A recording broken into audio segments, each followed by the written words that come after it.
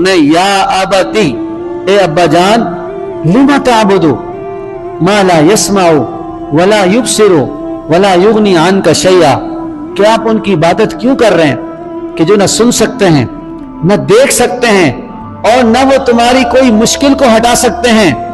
اے ابراہیم تو سیدھا ہو جا، ہمیں ہمارے معبودوں کے بارے میں مت سمجھا۔ ان لم تنتہی لارجمنک واہجرنی ملیا، اور ابراہیم بیٹے اگر تم نے یہ کام جاری رکھا اور مجھے اس طرح سمجھاتے رہے تو میں بتا رہا ہوں پتھر مار مار کے بھگا دوں گا، میں پتھر مار مار کے بھگا دوں گا، میں سنسار کر دوں گا، پتھر مار کے میں اپنے گھر سے بے دخل کر دوں گا، تمہیں علاقے سے بے دخل کر دوں گا، پھر میرے گھر میں مت آئیے۔ اور فرمایا قال السلام علیک، ابا تجھے سلام ہو، تیرے گھر کو بھی اور تیرے علاقے کو بھی میں جا رہا ہوں۔ قال السلام علیک ساستغفر لک ربی انہ کان بی حفیا، میں ان قریب اپنے اللہ سے تیرے لیے استغفار کر لوں گا، لیکن اگر تو مجھے اپنے گھر سے بھگانا چاہتا ہے، مجھے مار مار کے بھگانا چاہتا ہے تو میں جا رہا ہوں، میں اپنے اللہ کے سامنے جاؤں گا، اپنے اللہ کی عبادت کروں گا، میں شرک کرنے والوں کے ساتھ نہیں رہ سکتا۔ گزشتہ درس میں آپ حضرات نے سنا کہ جناب حضرت ابراہیم علیہ السلام نے اپنی قوم کے بت کدے میں جا کر بتوں کو ٹکڑے ٹکڑے کر دیا اور ان کے بڑے بت کو چھوڑ دیا اور کلہاڑا اسی کے کندھے پر لٹکا دیا۔ جب قوم کی واپسی ہوئی تو آپس میں باتیں کرنے لگے کہ کس نے یہ کام کیا ہوگا، کون ظالم ہے جس نے ہمارے معبودوں کے ساتھ یہ معاملہ کیا۔ کہا گیا کہ ابراہیم نامی شخصیت ہیں جو ان بتوں کے بارے میں کچھ نہ کچھ کہتے رہتے ہیں، لہذا وہی ہو سکتے ہیں۔ جناب حضرت ابراہیم خلیل اللہ علیہ السلام کو لایا گیا سب کے سامنے اور ان سے سوالات ہوئے کہ ابراہیم کیا ہمارے معبودوں کے ساتھ یہ معاملہ آپ نے کیا؟ جناب حضرت ابراہیم علیہ السلام نے ان کی کم عقلی کو ظاہر کرنے کے لیے ان کے سامنے فرمایا کہ اپنے بڑے سے پوچھو، ہو سکتا ہے اسی نے ان کو مارا ہو، توڑ دیا ہو جس کے کندھے پر کلاڑی ہے۔ تو قوم نے ظالمانہ انداز میں بڑی بے شرمی کے ساتھ کہا کہ ابراہیم علیہ السلام آپ جانتے ہیں کہ یہ بات نہیں کر سکتے،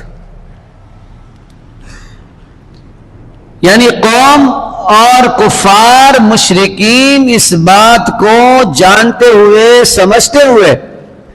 کہ ان کے بت، ان کے معبودان باطل، ان کے اپنے ہاتھوں سے تراشے ہوئے ان کے جھوٹے خدا نہ کوئی نفع دے سکتے ہیں، نہ نقصان دے سکتے ہیں، نہ بول سکتے ہیں اور نہ ہی اپنا دفاع کر سکتے ہیں، اس کے باوجود بھی وہ ان کو خدا مانتے۔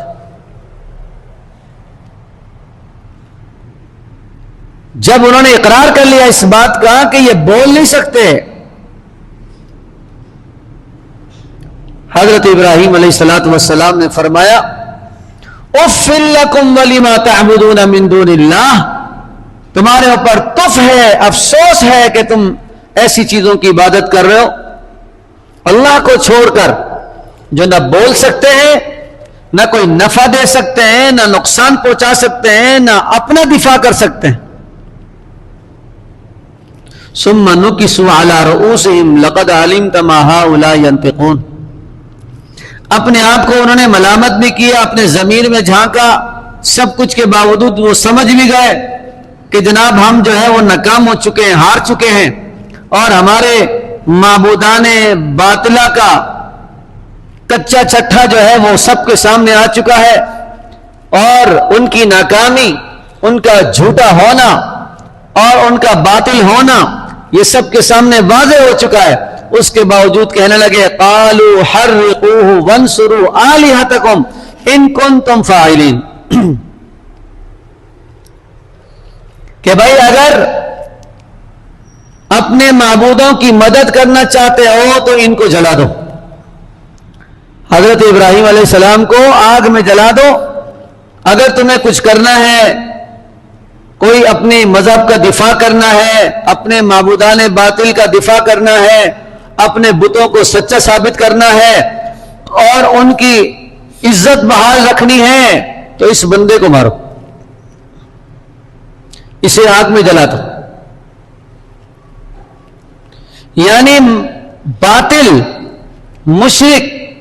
ہمیشہ اپنے آپ کو باطل سمجھتے ہوئے، غلط سمجھتے ہوئے، ناکام سمجھتے ہوئے بھی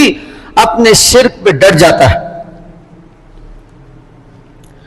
اور اپنے معبودان باطل کو ناکام دیکھتے ہوئے بھی شرک سے باز نہیں آتا۔ آج کے دور میں بھی ایسے لوگ موجود ہیں کہ جو قبر پرستی میں، مردوں کو سجدہ کرنے میں، بزرگوں کے سجدہ کرنے میں، ان کے اوپر نیاز چڑھانے میں، جب وہ اس بات کو سمجھتے ہیں کہ یہ چیز ٹھیک نہیں ہے، غلط ہے، ناجائز ہے، لیکن ان کے دلوں پر شرک کی مہر لگی ہوئی ہوتی ہے اور وہ اپنے اس غلط کام پر ڈٹے ہوئے ہوتے ہیں، اور وہ یہ سمجھتے ہیں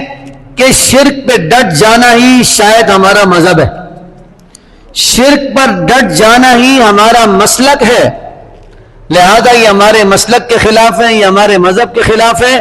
یہ ہمیں شرک سے منع کرتے ہیں، مزاروں سے منع کرتے ہیں، سجدہ کرنے سے منع کرتے ہیں، چادریں چڑھانے سے منع کرتے ہیں، دیگیں چڑھانے سے منع کرتے ہیں، چڑھاووں سے منع کرتے ہیں۔ ضمیر میں جھانکیں اور اپنے ضمیر کو جھنجھوڑیں تو اس وقت کے مشرکوں کی طرح ان کو بھی بات سمجھ میں آ جائے گی کہ جس طرح اس وقت کے مشرک غلط تھے، آج ہم بھی غلط ہیں، اور جس طرح وہ مشرک غلط ہونے کے باوجود اپنے شرک پر ڈٹ گئے تھے، آج ہم بھی بے جا غلط طور پر اپنے شرک پر ڈٹے ہوئے ہیں، اور اس وقت بھی مشرک جو ہے موحد کے سامنے کھڑا ہو جاتا ہے اور موحد کو جان سے مارنا چاہتا ہے، موحد سے لڑائی لڑنا چاہتا ہے۔ آج کا مشرک بھی جب یہ سمجھتا ہے کہ اس کے پاس دلائل نہیں ہے، اس کے پاس سچائی کی کوئی نشانی نہیں ہے، تو وہ بھی یہ سمجھتا ہے کہ مخالف کو مارنا ہی میری دلیل ہے، مخالف کو قتل کرنا یا مخالف کو اس کی پٹائی کروانا یا اس پر ظلم کرنا یہی ہماری جیت ہے۔ ورنہ یہ دیکھیں کہ جس سے اولاد مانگی جا رہی ہے، جس اولیاء اللہ سے، بزرگ سے منتیں مانی جا رہی ہیں، ان سے عزتیں اور عہدے مانگے جا رہے ہیں، جب ان کا انتقال ہوتا ہے تو وہ اس پوزیشن میں ہوتا ہے کہ وہ خود اٹھ کر نہا نہیں سکتا۔ مرنے کے بعد پہنچی ہوئی سرکار، اللہ کا بڑا بندہ، اللہ کا ولی، اللہ کا دوست، عبادت گزار، عابد، شب زندہ دار، اس کنڈیشن میں آ جاتا ہے کہ وہ اپنا غسل خود نہیں کر سکتا، اور اگر غسل دینے کے بعد درخواست کی جائے کہ حضرت اب یہ ڈولی ہے، چارپائی ہے، غسل ہو گیا، کفن ہو گیا، اب آپ اس پہ تشریف لے جائیں، تو وہ اپنے ڈولی پر جا نہیں سکتا اور اپنے چارپائی پہ خود جا نہیں سکتا۔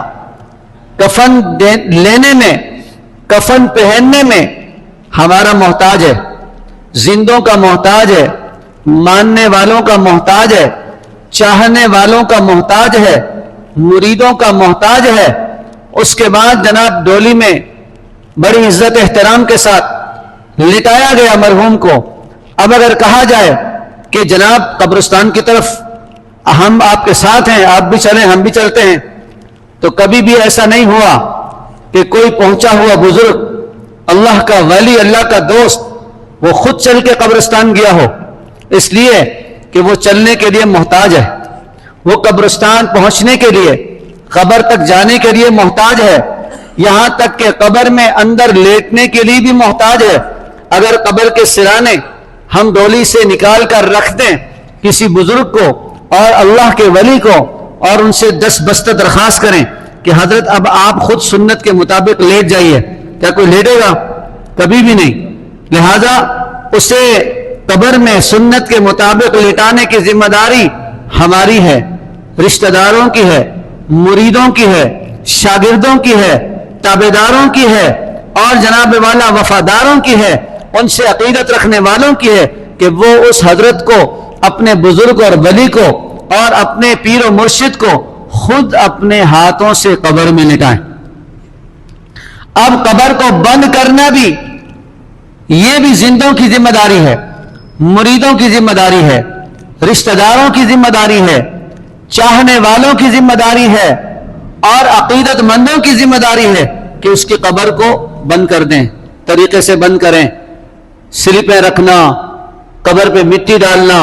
اور اسے برابر کرنا، اسے سیدھا کرنا، یہ سب کچھ کس کی ذمہ داری ہے؟ ماننے والوں کی،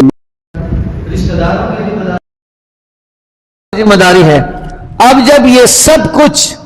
کرنے کرانے میں وہ زندوں کا محتاج رہا، وہ اپنے مریدوں کا، رشتہ داروں کا، عزیزوں کا، عقیدت مندوں کا محتاج رہا کہ جناب وہی غسل دیں گے، وہی کفن پہنائیں گے، وہی ڈولی میں رکھیں گے، وہی ڈولی کو کندھوں پہ اٹھائیں گے، قبرستان لے جائیں گے اور وہاں عزت و احترام کے ساتھ قبر میں لٹائیں گے، پھر قبر کو بند کر دیں گے. اب جناب جب قبر میں بند ہو گئے، اب اس کے بعد وہ مشکل کشا بن گئے. قبر میں بند ہونے کے بعد اب وہ مشکلیں حل کرنے لگے، اب وہ اولاد کے خزانے والے بن گئے کہ لوگوں کو اولاد دینے لگے. اب جناب والا ہماری منتیں پوری کرنے لگے، اب جناب ہماری دعائیں سننے لگے، اور اب ہماری کشتی کو پار لگانے لگے، اور اب جناب والا ہماری مشکلات میں آسانیاں پیدا کرنے لگے. اس کے لیے ہم دیگیں بھی پکواتے ہیں، اس کے لیے چادریں بھی چڑھاتے ہیں، منتیں بھی مانتے ہیں. یعنی یہ بات، یہ لوجک سمجھ میں نہیں آتی. شرک کرنے والے کو، قبر سے مانگنے والے کو، اولاد مانگنے والے کو، عزت مانگنے والے کو، عہدہ مانگنے والے کو، پیسہ مانگنے والے کو یہ بات سمجھ میں نہیں آتی کہ یہ جو ہمارے بڑے تھے، ہمارے بزرگ تھے، اللہ کے دوست تھے، اللہ کے ولی تھے، یہ جب فوت ہوئے خود یہ غسل نہیں کر سکے، خود کفن نہیں پہن سکے، خود قبرستان تک چل کر نہیں جا سکے، اور خود قبر میں لیٹ بھی نہیں سکے، کو ہمیں کرنا پڑا. اب جب قبر بند ہو گیا تو ہماری نیت بدل گئی، ہماری سوچ بدل گئی، ہمارا عقیدہ بدل گیا کہ جناب اب ہمارے بزرگ جو ہے وہ ہماری بات سنتے بھی ہیں، ہماری جناب مشکل میں کام بھی آتے ہیں، ہمیں اولاد سے بھی نوازتے ہیں، اور ہمارے گھر کا اچھا معاملہ ان کی بدولت چلتا ہے. تو یہ وہی عقیدہ ہے، یہ وہی شرک ہے کہ جناب حضرت ابراہیم علیہ السلام نے اپنی قوم کو سمجھایا کہ تم کیا کر رہے ہو. انہ کان صدیقا نبیا یا ابت لم تعبد ما لا يسمع ولا يبصر ولا يغني عنك شيئا. کہ جناب ابراہیم علیہ السلام جس کے بارے میں رب ذوالجلال فرماتے ہیں کہ وَاذْكُرْ فِي الْكِتَابِ ابراہیم، کہ میرے محمد صلی اللہ علیہ وسلم، میرے پیارے حبیب، آپ قرآن کریم میں سے ذکر فرمائیے، تلاوت فرمائیے، لوگوں کو پڑھ کر سنائیے. انہو کان صدیقا نبیا، کہ ابراہیم علیہ السلام سچے نبی تھے، جلیل القدر پیغمبر تھے، اللہ کے دوست تھے. انہوں نے کیا کہا؟ یا ابتی، اپنے ابا جان سے کہا، اپنے والد گرامی سے کہا، یا ابتی، اے میرے ابا جان، لم تعبدو، آپ ان چیزوں کی عبادت کیوں کرتے ہو، ما لا یسمع ولا یبصر ولا یغنی अन्का शैआ, कि जनाब जो न सुन सकते हैं, न देख सकते हैं और न आपसे किसी मुश्किल को दूर कर सकते हैं, आप उनकी इबादत क्यों करते हो? या अबती इन्नी अखाफु अन यमस्सका अज़ाबुम मिनर रहमान फतकून लिश्शैतानि वलिया, कि अब्बा जान, तुम्हारे शिर्क को देखकर, बुतों की इबादत को देखकर, उनसे मन्नतें मानने को देखकर मुझे इस बात का खौफ आता है कि तुम्हें अल्लाह का अजाब ना आ जाए। हजरत इब्राहीम अलैहिस्सलातु वस्सलाम ने अपनी कौम को झंझोड़ा, अपनी कौम को बेदार किया, अपने वालिद को समझाया, और समझने के बाद इब्राहीम के वालिद ने, हजरत इब्राहीम अलैहिस्सलातु वस्सलाम के वालिद ने जवाब क्या दिया? क़ाल अराग़िबुन अन्त अन आलिहती या इब्राहीम लइन लम तंतही लअरजुमन्नका वहजुरनी मलिया। ये मैं समझाने की कोशिश कर रहा हूं, दर्द दिल आपको समझाने की कोशिश कर रहा हूं, आपके दिल में मुंतकिल करने की कोशिश कर रहा हूं कि उस वक्त के शिर्क मुशरिक क्या कर रहे थे, क्या कहते थे, क्या उनका अकीदा था, क्या उनकी सोच और समझ थी, और आज का अकीदा क्या है और आज वालों की सोच क्या है। आप दोनों की मुमासलत को देखें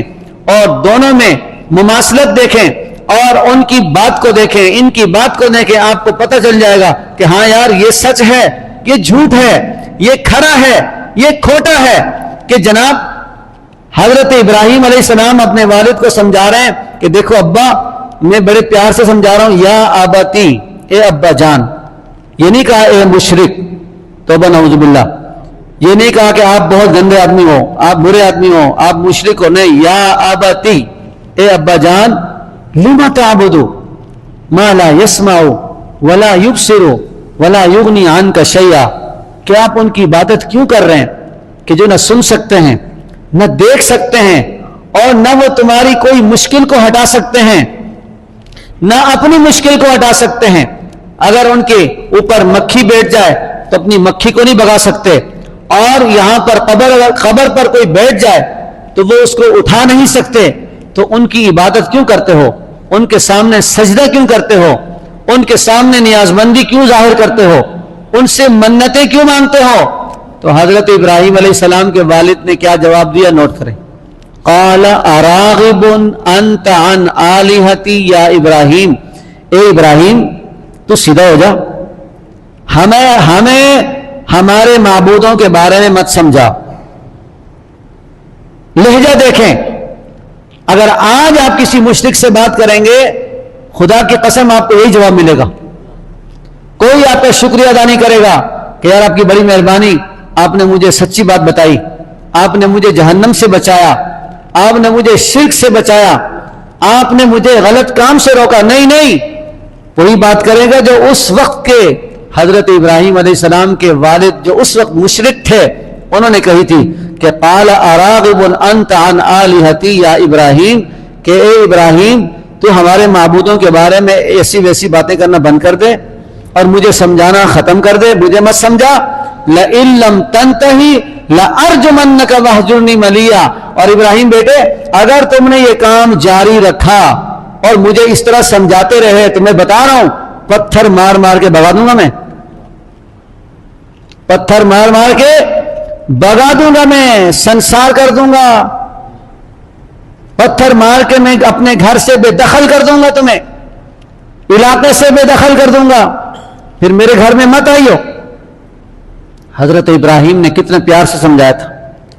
कितनी दलाइल से समझाया था, लेकिन मुशरिक के सामने दलील,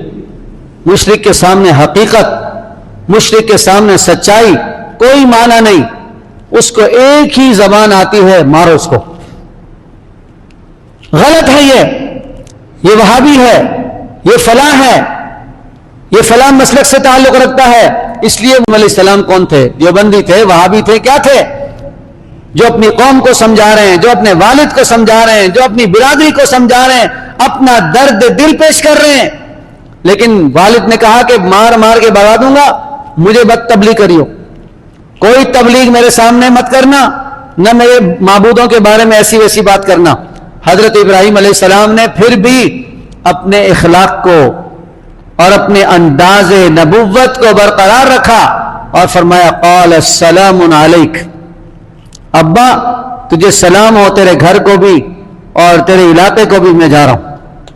قال السلام علیک ساستغفر لک ربی انہ کان بی حفیا، میں ان قریب اپنے اللہ سے تیرے لیے استغفار کر لوں گا، لیکن اگر تو مجھے